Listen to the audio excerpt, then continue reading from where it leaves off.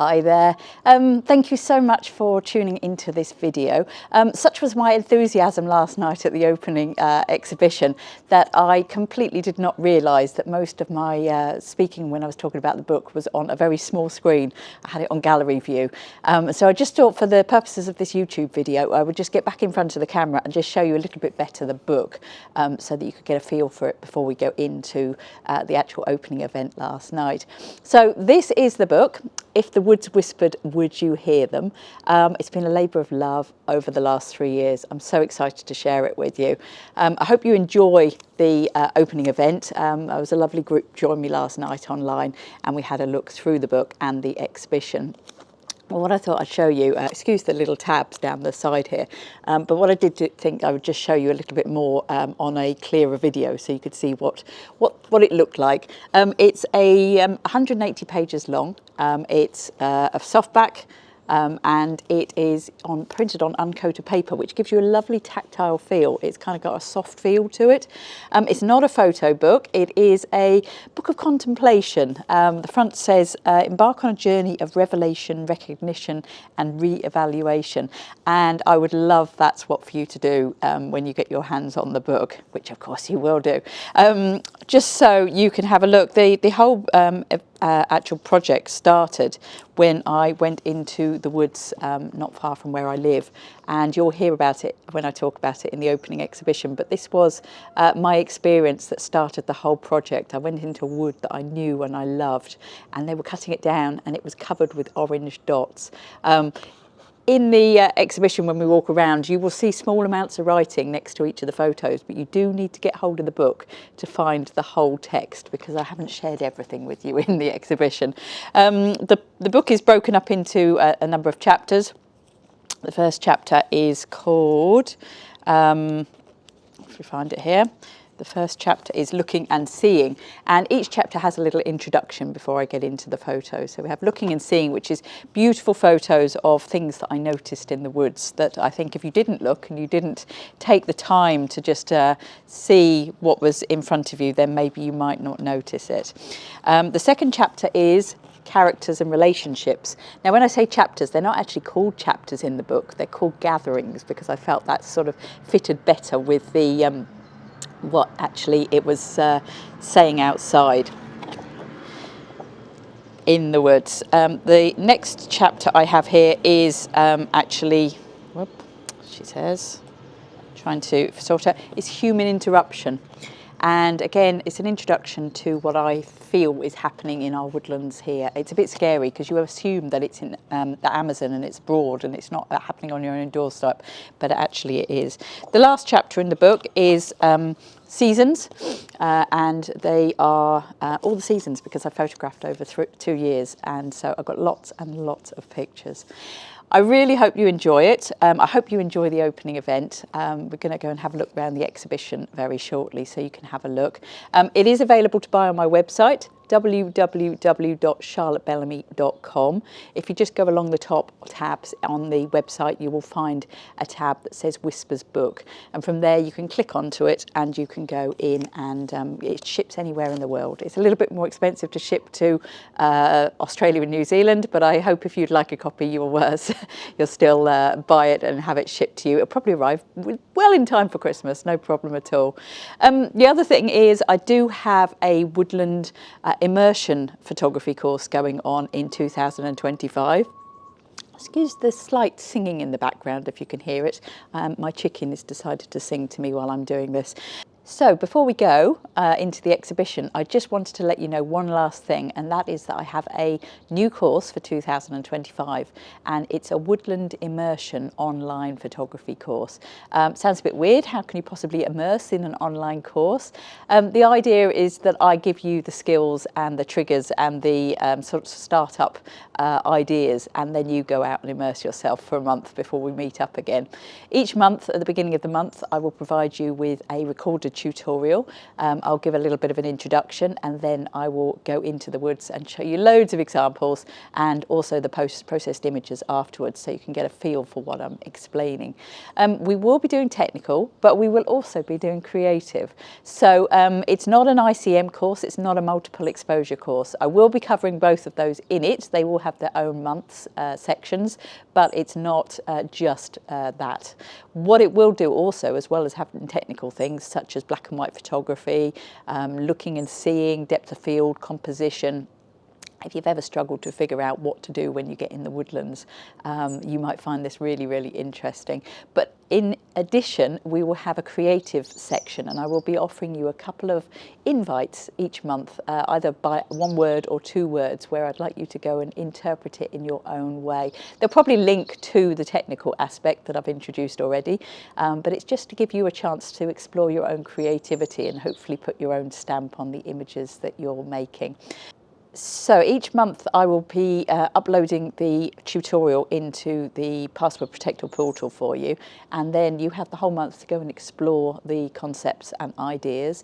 Then at the end of the month we will join each other on a live Zoom that you will have the chance to discuss, have a little bit of a look at each other's images when you submit them.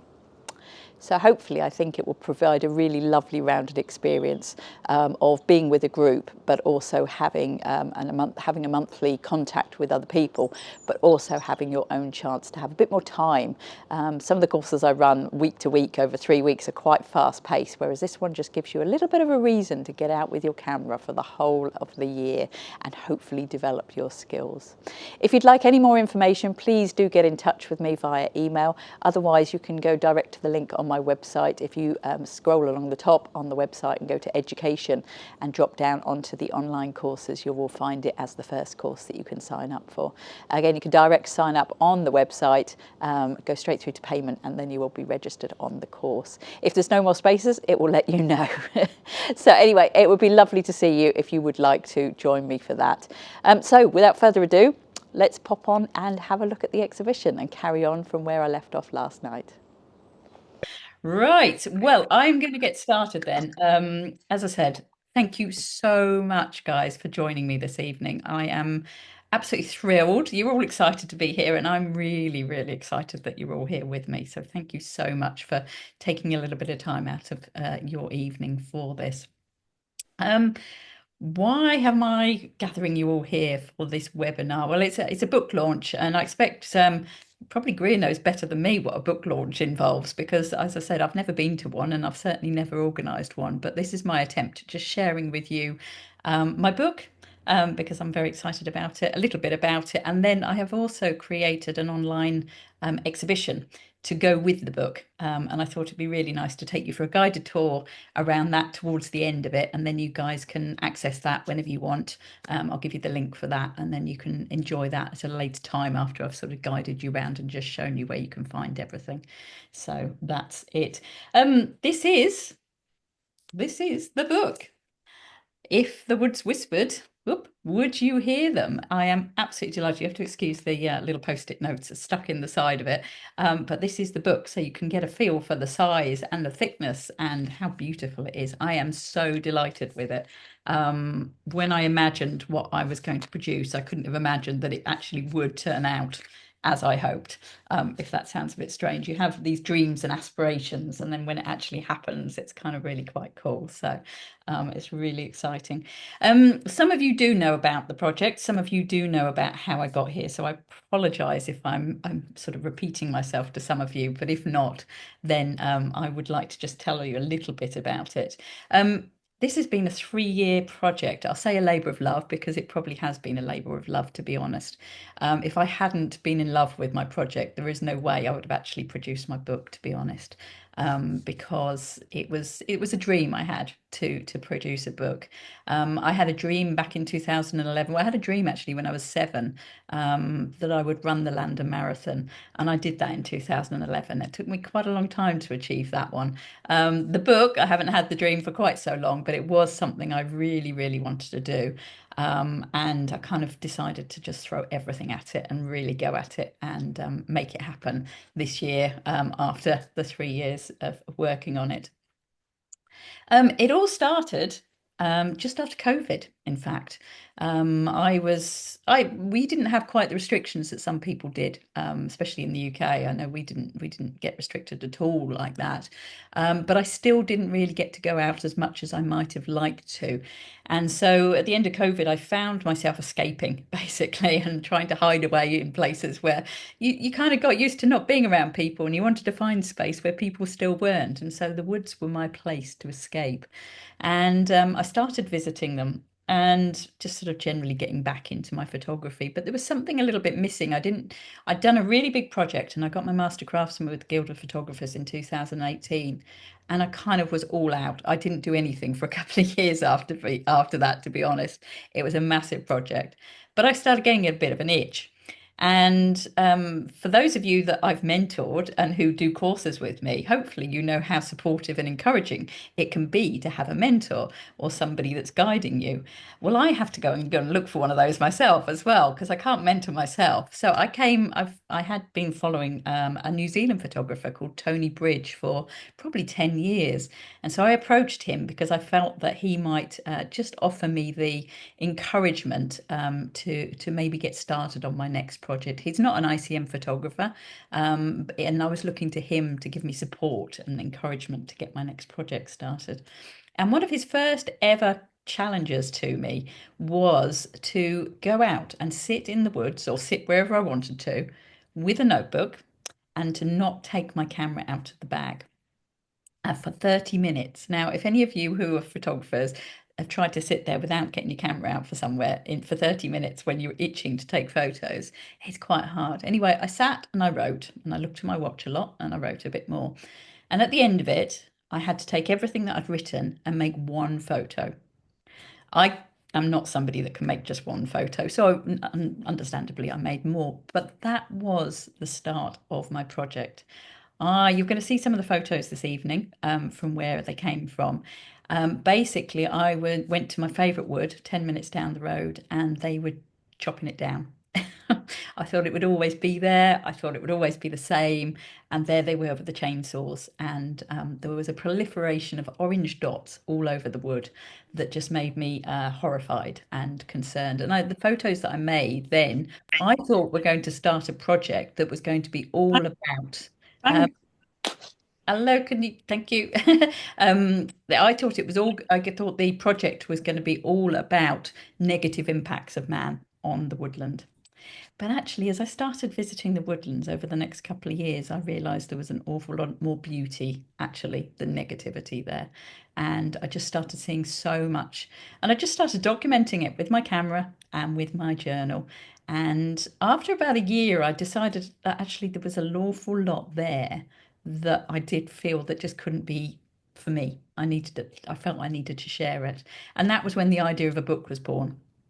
And so the project continued. Can I just ask anybody that's not got their microphones muted to just mute their microphones, please? Thank you very much. So the original idea was changed very slightly, and I kept working on that. I made photos for about the first 2 years, and then the last year I've been working on the writing. Now, I'd written a little bit in the past, but not an awful lot. And so after I'd created my writing, I really had no idea whether it was going to be usable for a publication. So that's when I found Greer, and I approached Greer and said, "Do you think this book has any promise at all?" And thank goodness she said, "Yes." Otherwise, we wouldn't be here today at all. And she said no. But what actually Greer helped me with, even more than just, well, obviously she edited the book, but at the time she was actually quite busy. And she said, "How about we do some mentoring first, which will help you develop your writing?" And so she actually helped me develop my writing for myself so that when I gave her the first draft, it was actually better than what I thought I was going to give her to start with. So I dutifully gave it to Greer, and she went away and she gave me so many wonderful ideas that I could never have imagined. And that's when we started working on the writing of the book. Now, I think it's probably been over a year, to be honest, since we first started that, because I'm quite relaxed. Things move and things don't move so fast. Anyway, Yeah, I'd say it's been quite a team effort, team effort, because I consider all those people that have helped me out to be part of my team. Greer is one of them. Danielle Rate has been my publisher and also sort of second eyes to look at the public.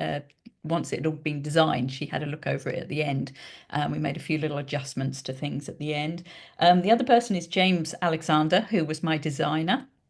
And these guys I just found via Facebook groups, and putting out the fact that this is what I wanted to do and would anybody like to join me and give me a hand. So I was really, really pleased they all decided to help out. My printers were XYZ, who are actually based in Colchester in the UK. So at the moment I have 100 books printed. I'm not quite sure if I sell 100, what happens at that point, because it's going to be a nightmare to get them shipped over here. I think I'll have to go and visit the UK again and get some more. But yeah, they've been absolutely brilliant. And they don't just deal with people like producing big books. So I can highly recommend, if anybody's thinking of producing their own little photo books or anything, the quality's brilliant, the customer service is brilliant, and that's really good. So, without further ado, I will tell you a little bit more about the book and then we shall go on a little bit further. The book, it is not a photo book. Hope that doesn't disappoint you, but it does include an awful lot of photos. Okay. It's actually at the front, we have I'd like you to embark on a journey of revelation, recognition, and re-evaluation, which is exactly what I'd love you to do when you go through this book. It's a pick it up and put it down book, I hope. I hope it's something, it's the kind of book that I'd put by my bedside table and dip into when I quite fancied a look at and some inspiration or just like an idea. On every page, on every double page, you have some writing and a picture. And there's a variation of portrait, landscape, um, squares. Sorry, I'm not very good at angling this. Um, they're not just all photos. That's actually a piece of my artwork. That's actually a painting I did. That's quite brave to let you all see paintings, because I'm not a painter at all. Anyway, it's 180 pages and there's over 90 pictures in there. It's not all ICM photography by any stretch of the imagination. There are some ICM photos in there, but what I found myself doing during the experience was responding to the woodlands in whatever way I felt was sensible, it was right for the image I wanted to make. So there's ICMs, multiple exposures, there's paintings, there's black and whites, there's macro, you name it. I've played with my vintage lens. There's everything in here, and I hope it'll inspire you that even if I've taught some of you that you have to have very cohesive projects, that actually a project that's about something and a project that like hinges by a concept can also work really, really well. What else can I say about it? It's got a few chapters in it, but they're not actually called chapters. I've called them gatherings because that relates to the woodland a bit more. We have looking and seeing, which is just like photos that I've just captured and created as I've gone along, and just things that I've seen, and I've just thought how beautiful they were. Somebody's having a party without me. Who's that?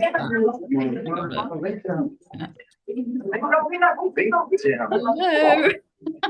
Who's that?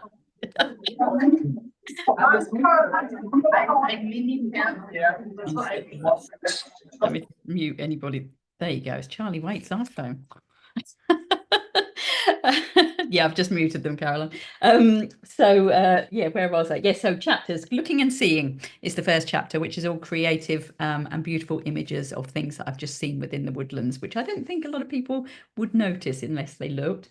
Characters and relationships are all about the characters and relationships I found in the woodlands, and hopefully you'll see these when we go around the exhibition.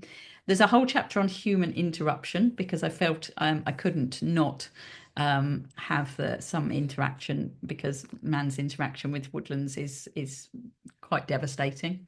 And then we have seasons, because I worked through and I photographed for 2 years. I had a lot of photos from all the seasons all the way through. So that's all about the book, I think. It is softback because I wanted it not to be too expensive to post around the world. And I said it's on uncoated paper, so it's got kind of like a very soft feel to it. It's not shiny at all. It works really, really well. I am just going to share my screen so that for those of you that haven't yet, she says, try that. For those of you that haven't yet found out where to buy it, This is this is my web page, my website. It's really easy to navigate to. There's a little box at the top called Woods Whispered, or Whispered Book, and you can just go down and purchase the book here, and this will come up. It ships everywhere around the world. You just need to choose when you go in. You just need to choose whereabouts in the world you are, and it will just add that as your postage onto it, and then it's just all sorted, and then it's all fully tracked when it's sent to you. So I just wanted to show you that. Just before we go around the exhibition, a couple of you did just mention it when you came in.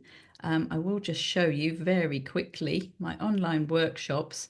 Because I've written this book this year, I have decided next year to run a woodland photography exploration and immersion course. It's a year-long course, and it will be a monthly meetup and a monthly tutorial online for you. If you'd like any more information, do give me a shout. I'm really looking forward to it. It's a brand new course next year, and that's running alongside the year-long project mentoring as well. So if you are interested in giving yourself a little challenge next year, there are a couple of options for you. My online workshops. Because I've written this book this year, I have decided next year to run a woodland photography exploration and immersion course. It's a year-long course, and it will be a monthly meetup and a monthly tutorial online for you. If you'd like any more information, do give me a shout. I'm really looking forward to it. It's a brand new course next year, and that's running alongside the year-long project mentoring as well. So if you are interested in giving yourself a little challenge next year, there are a couple of options for you. Right, I am going to take you now into I'm just going to try and make these a bit smaller, the things. Here we go. So if you've come across online exhibitions before, you will know exactly what to do when you enter here. If you haven't, it might be a bit of a new world for you. If you are a complete newbie and you have no idea, you can press start the guided tour when you go in. Otherwise, you probably want to just press enter the exhibition, because if you enter the exhibition, you can wander around it to your heart's content at your own speed. You can go from one wall to the next. It doesn't matter which way it thinks you should be going. You can choose where to go, as you probably would naturally. So if you are capable, I would suggest that's the best option. You can use your mouse, and you can use the arrow keys on the bottom right there. I'm just going to use my mouse. Sometimes the speed you move through here is completely related to the speed of your computer. I've just got a new computer, so it is quite speedy at the moment. But you can back up and you can go forwards. So I just wanted to introduce you to the first room. The first room is dedicated to the first images I made on this project. And these are related to the title of the page in the book is called Condemned to Execution. And it's actually the first and the only page in the whole book that has two pictures on it. Otherwise, not very good at showing you. Otherwise, every single page is only one photo. But I just couldn't only do one. So basically, these were the set of photos that I made when I sat for half an hour and started journaling. And these were the catalyst to the whole project. Now, when you're gathering around, all you need to do is you need to click on a picture. And what it will do is it will center you the picture in the middle of your page. You can always come out from that picture by pressing the X, and it will bring you back, and you can go to the next one or turn around. If, however, you're happy to gather from one picture to the next, you can then just press the next and the previous button, and it will take you round quite simply. When you do it this way, you get to sit as long as you want at each image, whereas if you do the guided tour, it does to go through at a certain speed, which is fine, except when you get to a piece of writing. The whole experience of being in the woods, I was just quite horrified by the fact that these orange dots were everywhere. These are all actually multiple exposures made in my camera as I explored the woodland.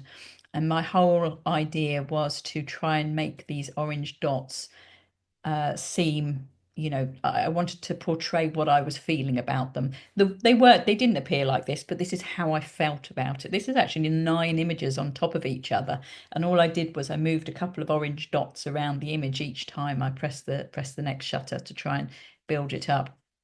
And in other ones, what I did was I made the orange dots far bigger. So as I said, those were just the selection. I actually did not, for me, I did not make that many images. There's probably only about another 3 or 4 images on top of these that I made. So you're getting to see most of them. But I hope when you read the information, what I will say is none of the pieces, none of the texts are actually complete texts within the exhibition, because I'd like you to read the full text in the book. So when you go and click, you can click on any of these, and if you click on the top here, you'll see a little I button, and what it will bring you up is part of the poem or part of the text that I've written, whatever's related to that photo in the book. What I will say is not every photo in the book is in the exhibition, and there are photos in the exhibition which aren't in the book, because I had certain stories that I wanted to tell, and they weren't told. I couldn't tell them either in the book completely or in the exhibition completely. So the next room I've chosen to display is characters and relationships.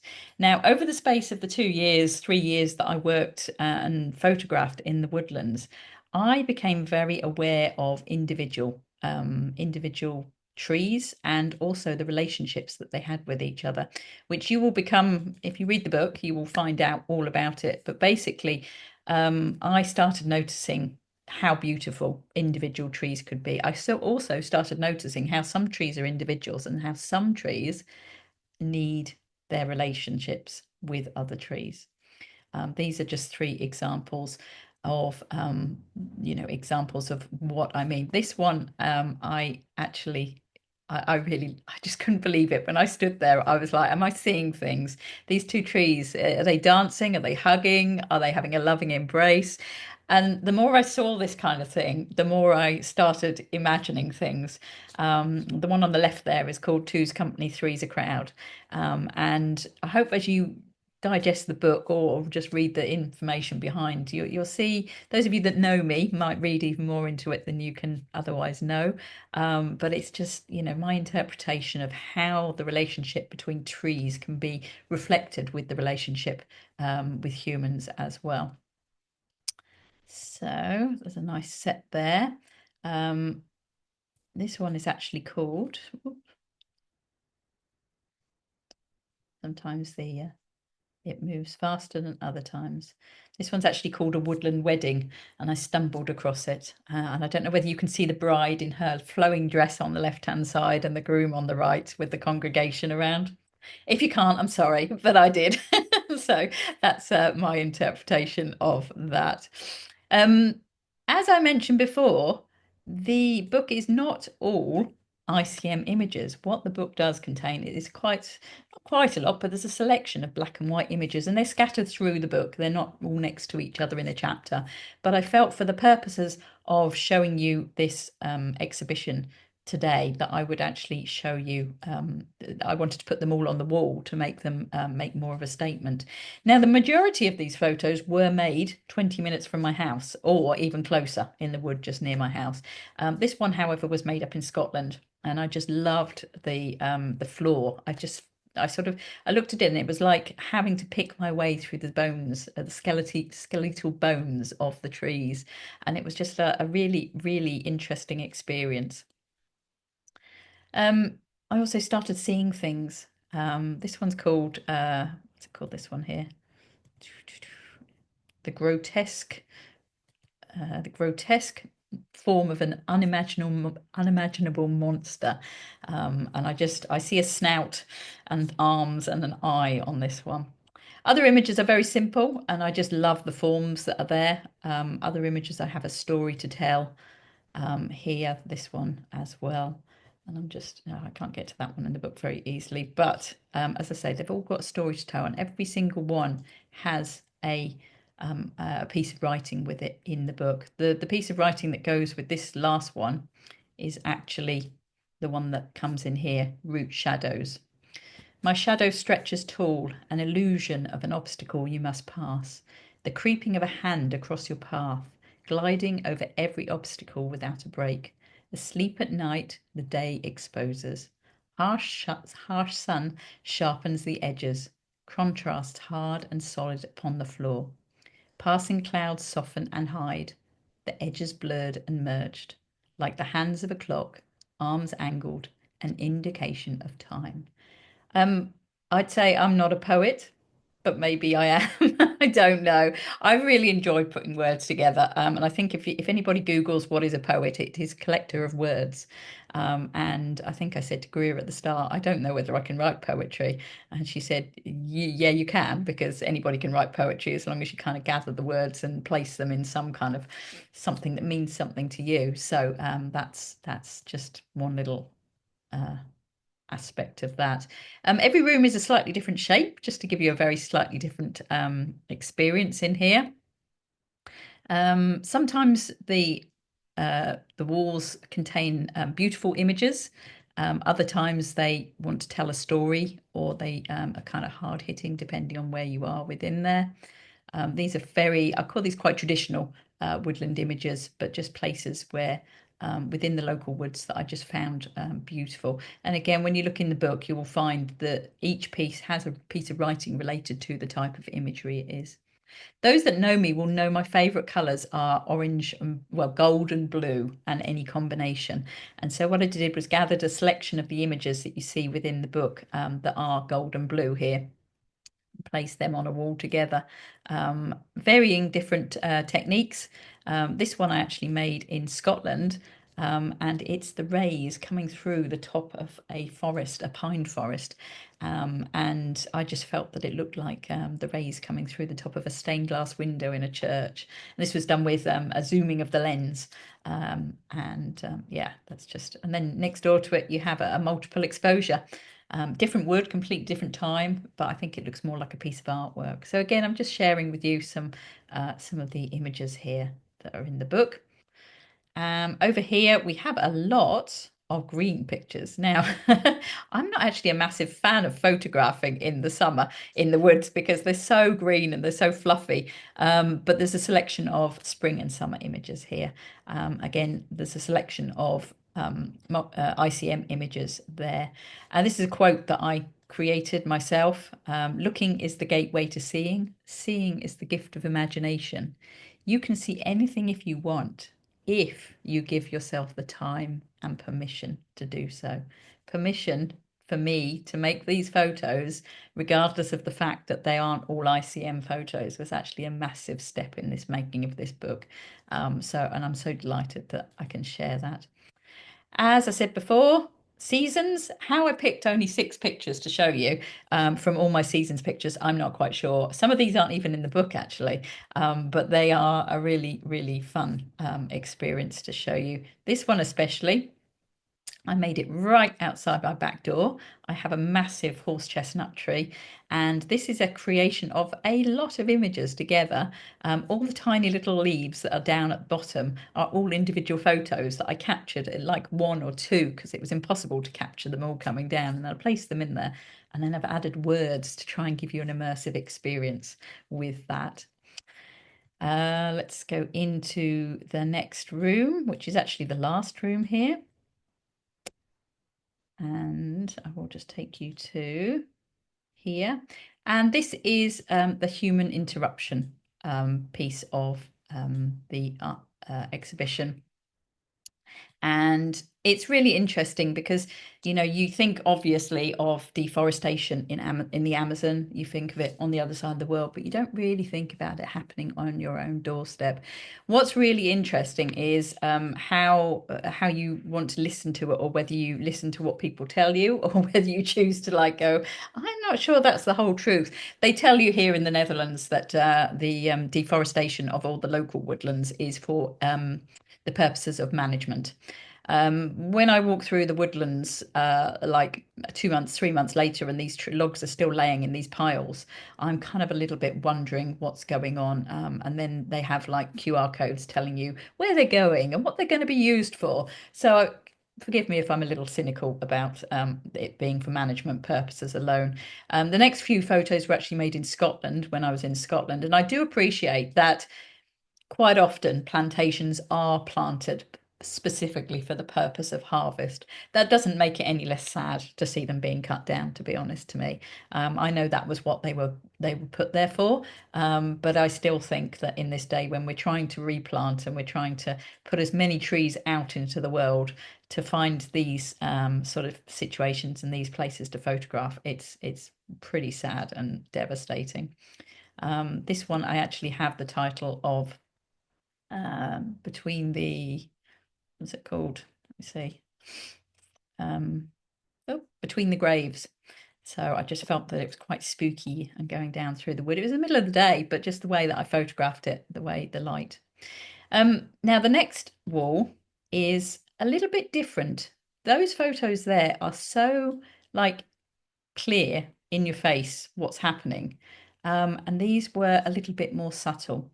These are experiences I had. These are trees that I noticed when I walked through the woodland that had been left partly or left and something was happening to them. I just thought this was very sad. When I started looking and seeing that trees, like I recognized trees were becoming a relationship, this looked to me like a family who'd just been like severed at the base, and one had been left and the other two had disappeared. The same here. I just thought this was quite like strange and sort of thought-provoking how these two had been lopped off. They almost look like feet, don't they, of like claws or something. And then all the trees in the background. These are actually starting at the base of these. When you walk past, there's actually still life in them, interestingly. And I coined this poem with the photo on the right hand side. The dead lie at my feet. The aroma of fresh sap is sickly sweet. Chainsaws splutter and whine. The crack of wood. Another tree crashes to the floor. Log bodies graded by size, smooth, grey, and silvery silent. Diesel and smoke fumes hanging in the air. A tractor rumbles and roars. A red monster with financial yield as its goal. Dragging the dead behind it, one by one, the logs are heaped on the others. An opening clearing where trees once stood, necessary and essential management used as an excuse. And for those left standing, the dead lie at their feet, like soldiers in a battlefield, surrounded by death but unable to move. No way to run, rooted to the spot. The chainsaw ceases momentarily. The branches of the survivor appear to shelter those below. Left as a watcher, a protector, its leaves shimmer and wave as if they're whispering their last goodbye to those below. So I hope that gives you a little hint of the depth of the interest and the imagination and my feeling. I actually wrote that poem.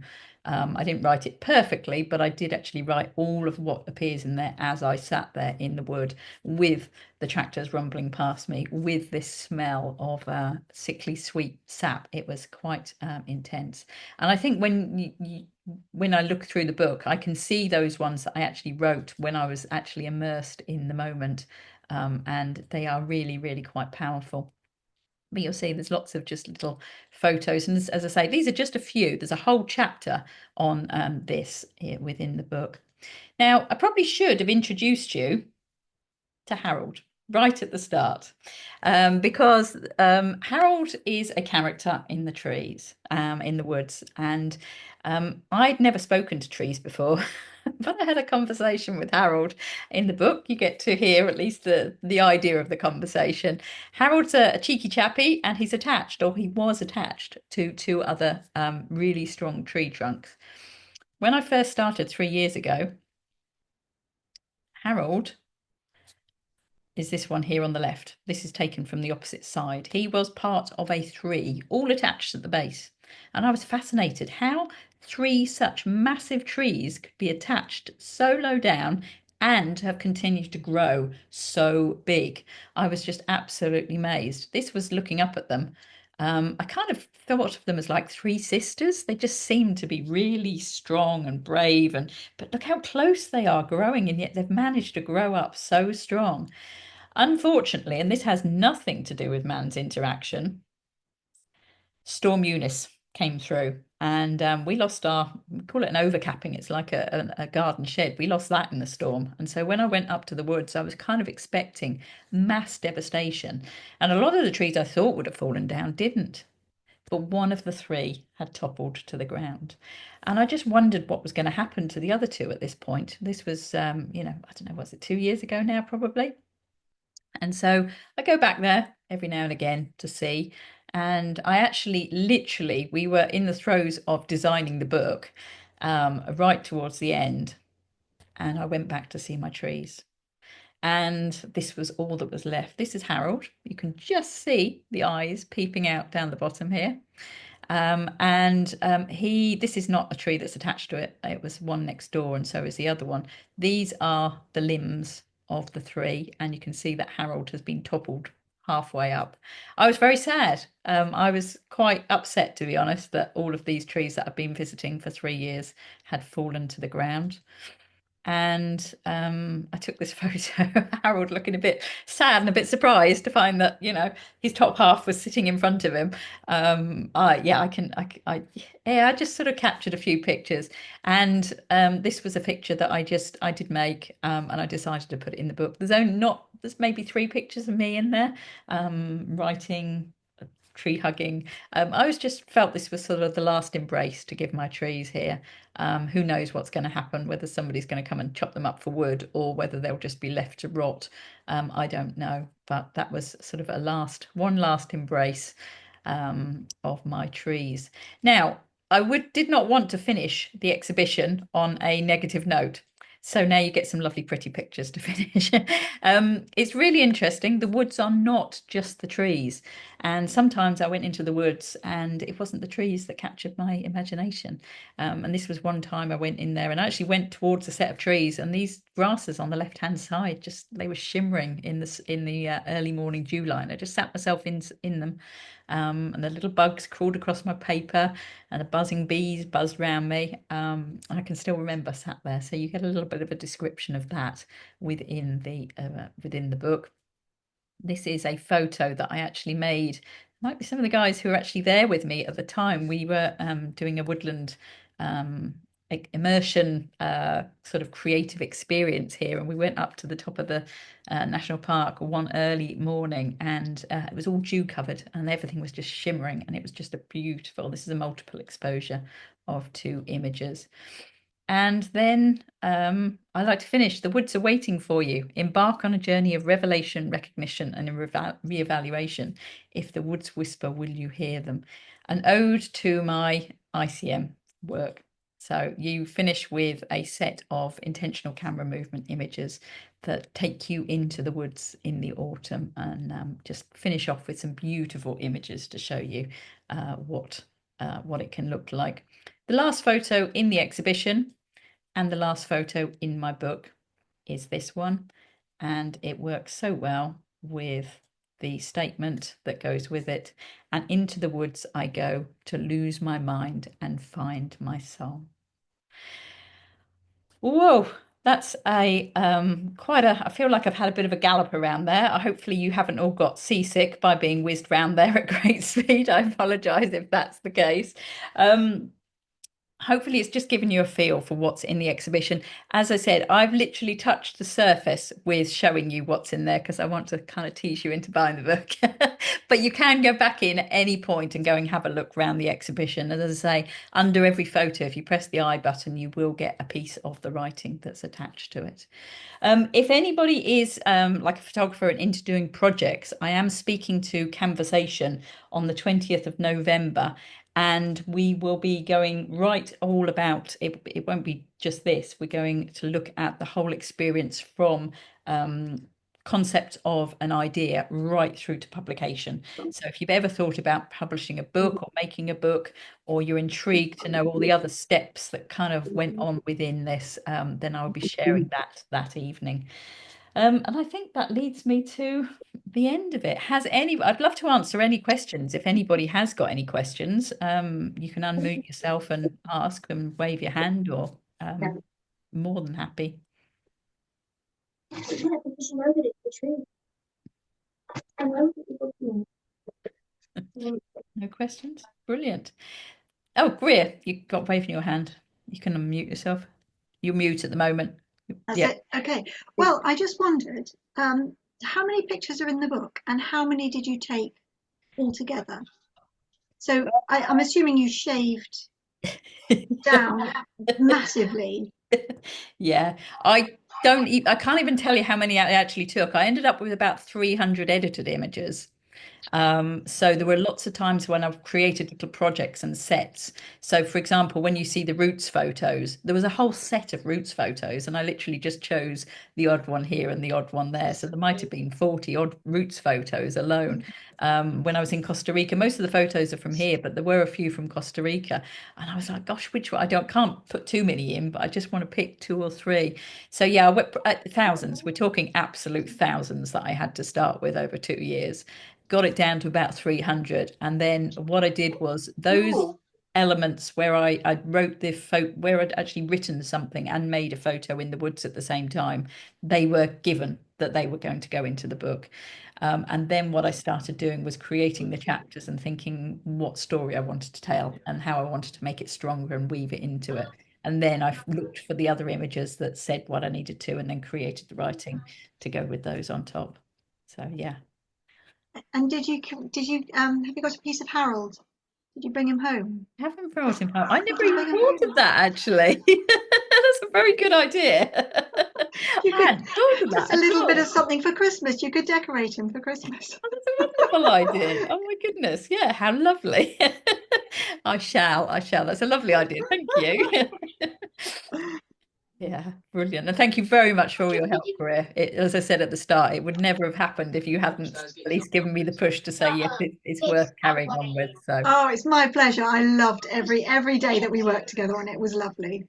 Thank you brilliant. for asking me. Super. You look forward to the next one now. Yeah. It'll be a few years coming. Yeah. Thank you so much. Have a lovely evening, everybody. And yeah, if you'd like to buy a book, it does ship anywhere in the world. I'm enjoying wrapping them all up and sending them all out. So I look forward to sending you all lots of books. So brilliant. Well Thank you done, so Charlie. much, guys. Have a lovely evening. Thanks a lot. Bye. Bye. Thanks.